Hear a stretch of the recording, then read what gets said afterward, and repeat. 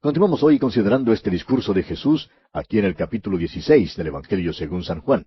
Y en nuestro programa anterior llegamos hasta el versículo 7, donde Jesús dice a sus discípulos que es conveniente que Él se vaya. Y decíamos que podría haber varios motivos por los cuales era conveniente que Jesús se fuera, pero mencionamos dos en particular. Un motivo fue su propósito. Jesús vino al mundo para morir, como Él mismo dijo en el capítulo 10 del Evangelio según San Marcos, versículo 45. Dijo Él, porque el Hijo del Hombre no vino para ser servido, sino para servir y para dar su vida en rescate por muchos. Ahora, cuando esto ocurrió, entonces Él volvió al Padre porque había terminado ya la obra para la cual había sido enviado. Ese es un motivo por el cual era mejor que se fuera. Ahora mencionamos el segundo motivo y fue este.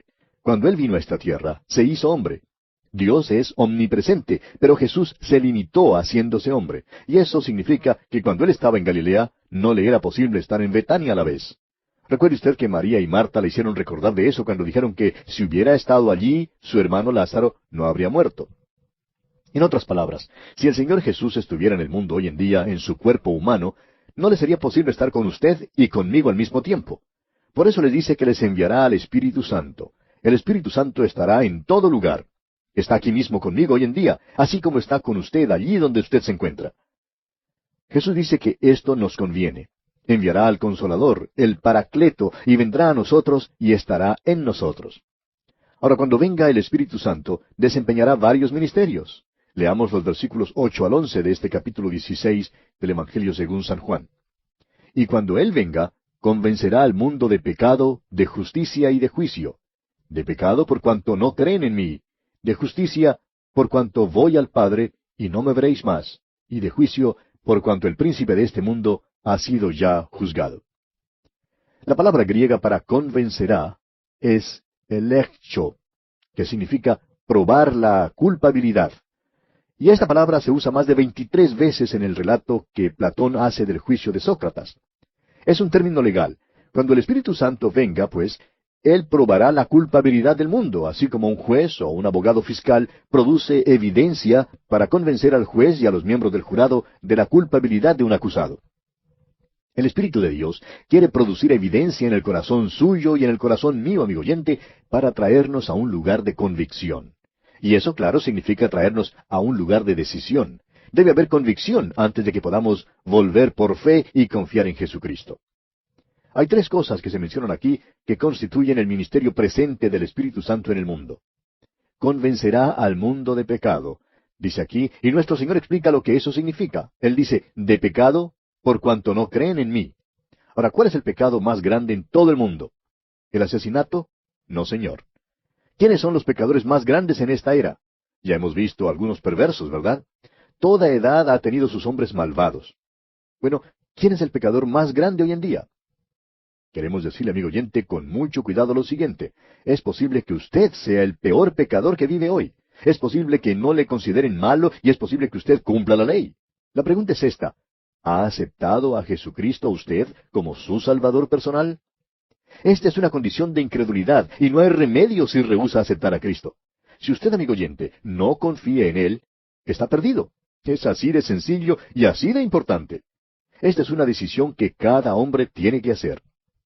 El hombre hoy en día, quien quiera que sea, si rechaza a Jesucristo, delante de Dios es el pecador más grande. Recuerde usted que Jesús dijo allá en el capítulo 15, versículo 22 de este Evangelio de Juan, si yo no hubiera venido, ni les hubiera hablado, no tendrían pecado, pero ahora no tienen excusa por su pecado. Amigo oyente, todos los que han escuchado el Evangelio son responsables de su decisión en cuanto a Jesucristo. Rechazar a Jesucristo es un pecado.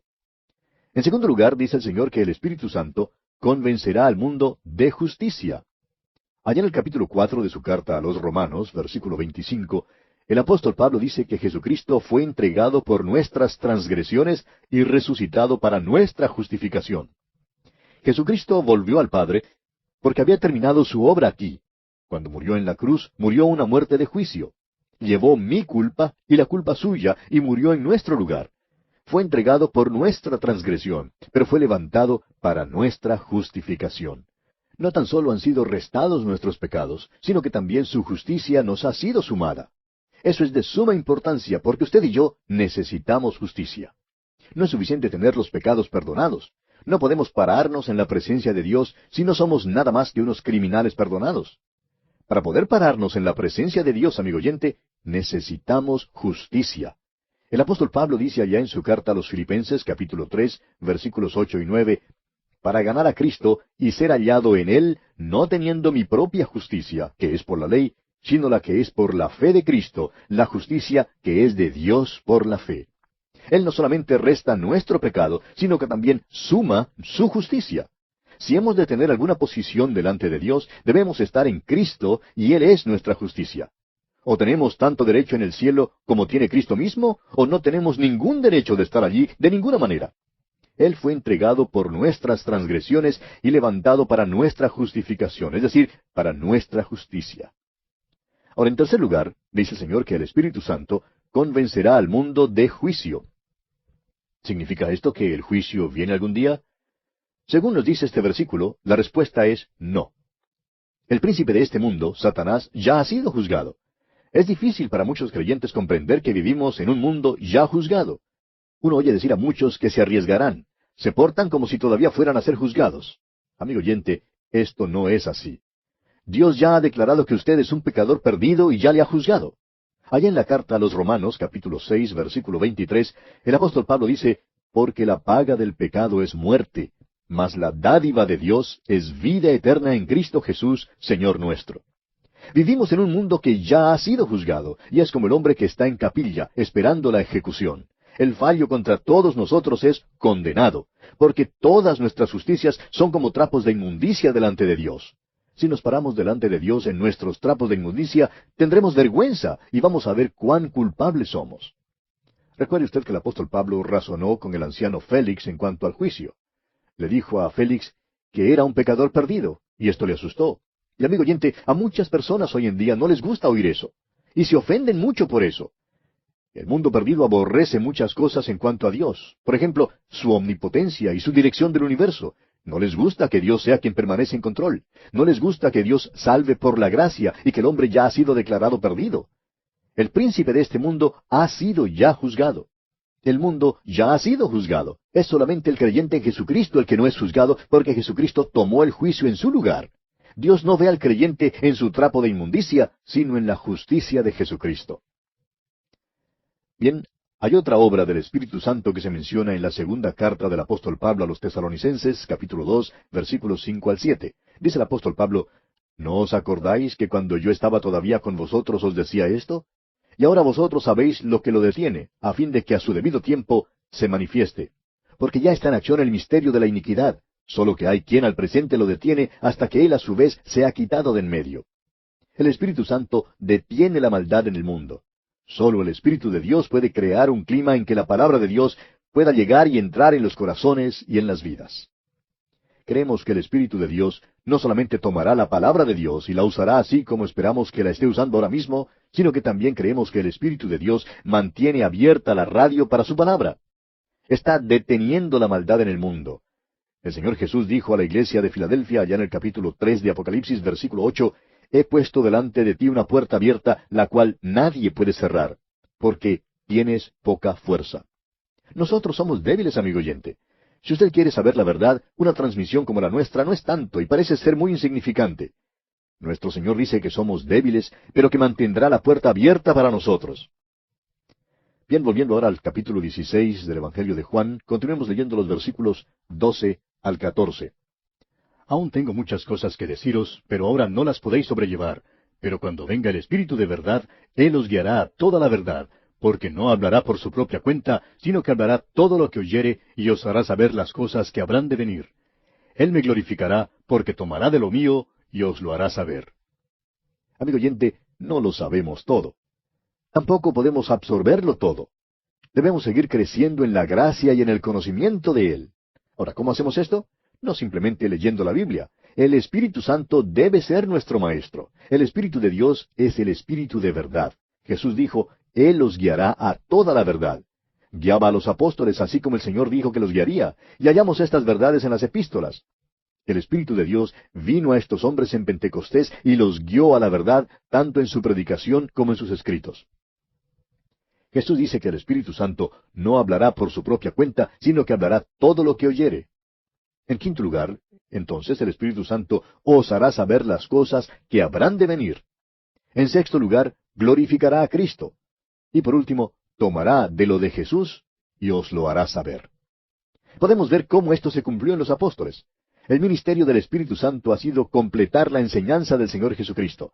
Las epístolas glorifican a Cristo y le muestran como la cabeza de la iglesia. Hablan de su segunda venida para establecer su reino. Las epístolas son el desarrollo de la persona y el ministerio de Cristo. También cuentan las cosas que han de venir y ciertamente el libro del Apocalipsis también las cuenta. Puesto que se nos ha dicho estos pasos de lo que el Espíritu Santo hará, tenemos una manera de comprobar lo que oímos y leemos. Él nos guiará a toda la verdad mediante la palabra de Dios. No hablará por su propia cuenta.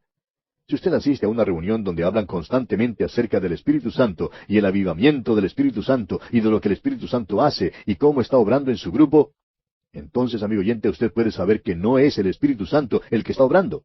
¿Por qué no? Dice usted. Porque Jesús dijo que el Espíritu Santo no hablaría por su propia cuenta. Entonces dirá usted, ¿cómo se sabe cuando el Espíritu Santo está obrando? Bien, el Espíritu Santo está obrando cuando glorifica a Cristo.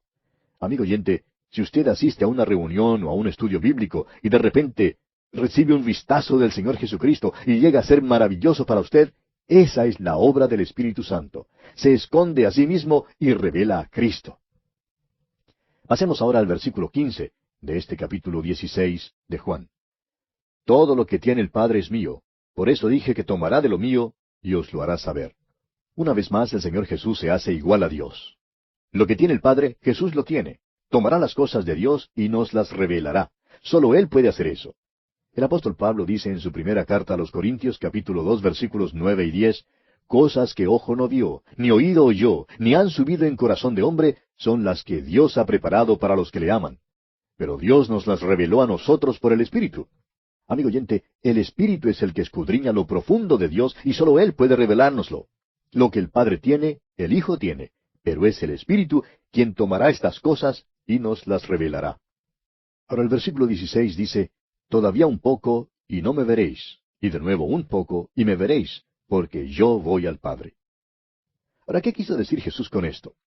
Quiso decir que sería arrestado y que serían dispersados como ovejas y apartados de él, es decir, sus discípulos. Él sería crucificado y sepultado y por tanto estaría ausente un poco de tiempo y no le verían.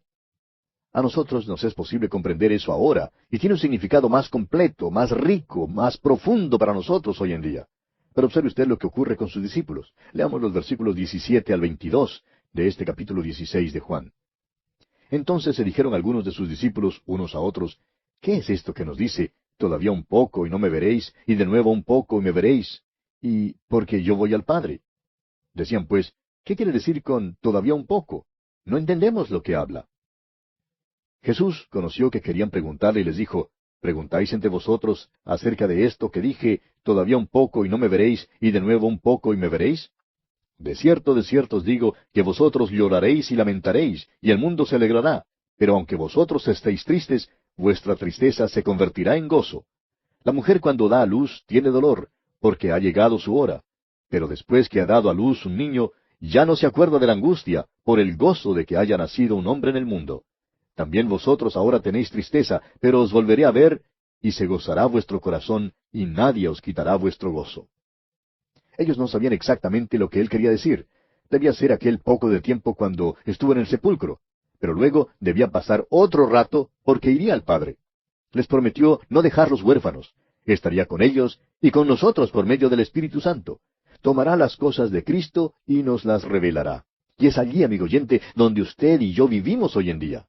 Ya han transcurrido 2000 años, y durante ese tiempo el Espíritu de Dios ha revelado estas cosas a multitudes de personas.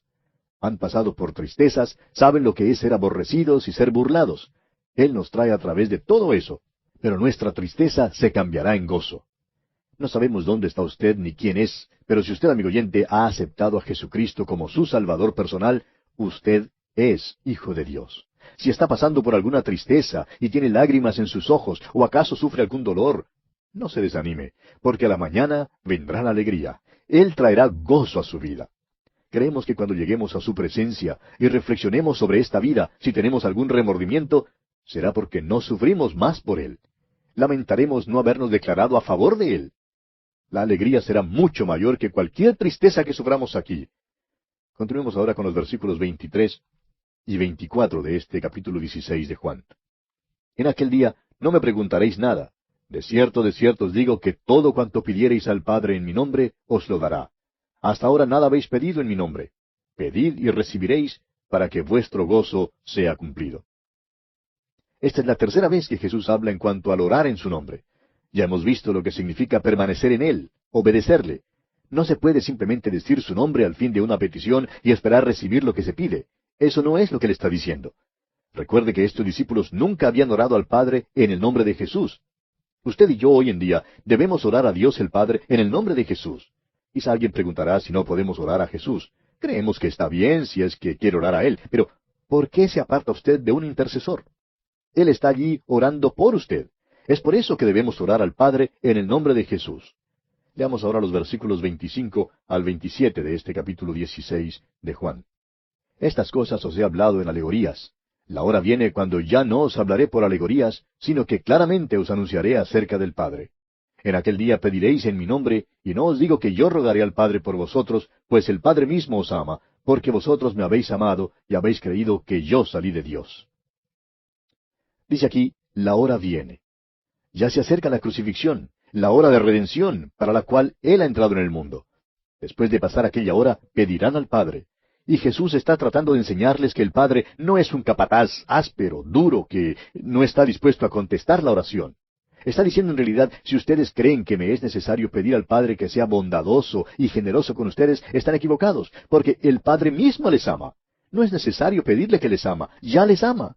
No es difícil llevarse bien con el Padre. Les ama y es por eso que contestará su oración que pidan en mi nombre. Continuemos ahora con el versículo 28. Salí del Padre y he venido al mundo. Otra vez dejo el mundo y voy al Padre. Consideramos que este es el versículo clave del Evangelio de San Juan. El Hijo Eterno vino a la tierra con un solo propósito: redimir a los hombres. Cuando su misión se realizó, volvió al Padre. Este es el movimiento en el Evangelio de Juan. Ha dado una descripción espantosa y tétrica acerca de la persecución venidera, pero concluye el capítulo con victoria. Y la victoria de Él es nuestra victoria. Este versículo es más grande que Belén, es más ancho que el espacio, se extiende hasta la eternidad, más allá de los límites del espacio, hasta el mismo trono de Dios. Vino desde la eternidad y volvió a la eternidad. Leamos ahora los versículos 29 y 30 de este capítulo 16 de Juan. Le dijeron sus discípulos: He aquí ahora hablas claramente, en ninguna alegoría dices. Ahora entendemos que sabes todas las cosas y no necesitas que nadie te pregunte. Por esto creemos que has salido de Dios. Debemos comprender claramente que el Señor Jesús es Dios manifestado en la carne. Los discípulos llegan ahora al punto del convencimiento. Están convencidos de los hechos. Han visto que Él ha venido del Padre y que ha venido al mundo. Él es el Mesías, el Salvador que alega ser.